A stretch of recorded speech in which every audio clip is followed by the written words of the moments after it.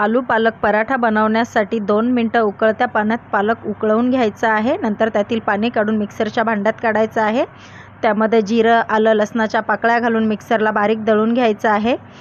1.5 cup गव्हाचं पीठ घेतलेलं आहे. अर्धा चमचा त्यामध्ये ओवा घालून घ्यायचा आहे. हळदी पावडर, लाल मिरची पावडर, धना पावडर, बारीक कट केलेली हिरवी मिरची, बारीक कट केलेली कोथिंबीर, चवीनुसार मीठ, 3 चमचे बेसन घालायचं आहे. 2 उकडलेले बटाटे किसून घालायचे आहेत. 1 चमचा तेल घालायचं आहे. 1 चमचा सफेद तीळ घालून घ्यायचे आहेत. त्यानंतर मिक्सरला बारीक दळलेला पालक घालायचा आहे. व्यवस्थित मिक्स करून पिठाचा गोळा मळून घ्यायचा आहे.